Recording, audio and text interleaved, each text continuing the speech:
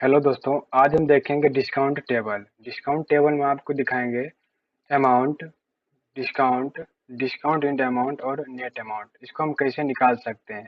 इसको निकालने के लिए एकदम आसान तरीका हम बताएंगे आज आपको। तो चलिए हम पहले आपको अमाउंट निकालना दिखाते हैं। अमाउंट निकालने के लिए आपको क्या करना पड़ेगा, यहाँ पर लिखना पड़ेगा बराबर, उसके बाद क्वांटिटी, उसको हम मल्टीप्लाई करेंगे रेट से।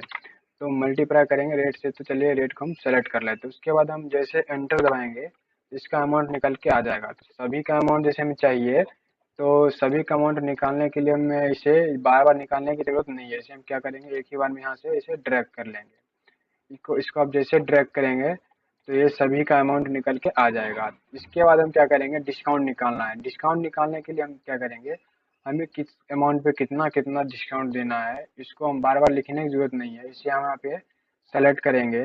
इसके लिए हमें एक को फार्मूला लगाना पड़ेगा इफ का। तो चलिए हम इफ का फार्मूला लगा लेते हैं।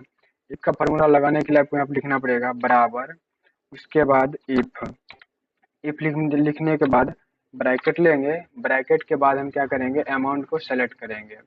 अमाउंट को जैसे सेलेक्ट करेंगे उसके बाद यहाँ पे एक क्राइटेरिया देना पड़ेगा आपको। जैसे हमारा अमाउंट अगर 1 लाख से बड़ा है, अगर 1 लाख से बड़ा है तो उस पे हम देंगे 20% का डिस्काउंट। तो 1 लाख लिखने के बाद क्या करेंगे, यहाँ पे कॉमा लेंगे।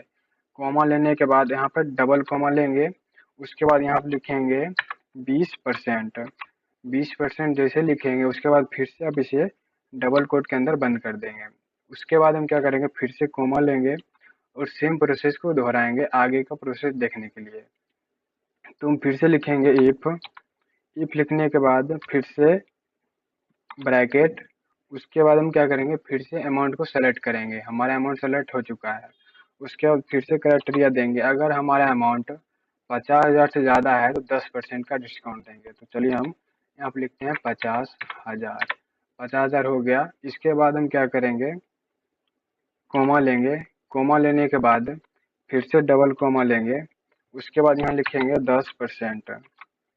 10% हो गया। फिर इसका क्या करेंगे, डबल कॉमा के अंदर बंद करेंगे। डबल कॉमा के अंदर बंद होने के बाद फिर से कॉमा लेंगे। उसके बाद फिर से वही प्रक्रिया को हम दोहराएंगे। फिर से हम लिखेंगे इफ, उसके बाद ब्रैकेट। ब्रैकेट लेने के बाद फिर से हम क्या करेंगे, अमाउंट को सेलेक्ट कर लेंगे। तो हमारा अमाउंट सेलेक्ट हो चुका है। फिर से हम लेंगे ब्रैक कोमा। उसके बाद अगर हमारा अमाउंट 25,000 से ज़्यादा है तो उस पर हम देंगे 5% का डिस्काउंट। तो चलिए हम यहाँ पे लिख लेते हैं 25,000। 25,000 जैसे लिखेंगे उसके बाद फिर से कोमा। कोमा देने के बाद डबल कोमा देंगे। उसके बाद 5% लिखेंगे। 5% लिखेंगे उसके बाद फिर से डबल कोमा के अंदर बंद कर देंगे।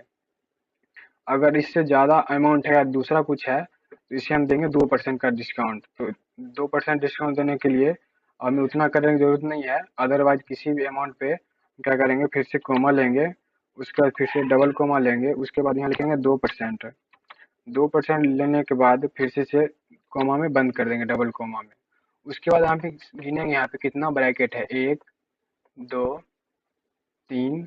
3 ब्रैकेट है। तो क्या करेंगे, हम यहाँ पे 3 ब्रैकेट से बंद करेंगे। शिफ्ट के साथ इसे आप ब्रैकेट ले लेंगे, 1 2 3। 3 ब्रैकेट हो गया। इसके बाद आप जैसे एंटर दबाएंगे तो हमारा परसेंटेज निकल के आ जाएगा। तो सभी में ये फॉर्मूला लगाने की जरूरत नहीं है, आप यहाँ से इसे ड्रैग कर लेंगे। अब जैसे इसे ड्रैग करेंगे तो सब में फॉर्मूला लग के परसेंटेज आ जाएगा। उसके बाद हमें निकालना पड़ेगा डिस्काउंट इन अमाउंट। इसको निकालने के लिए हम क्या करेंगे, लिखेंगे बराबर। बराबर के बाद आप इसे अमाउंट को सेलेक्ट कर लेंगे।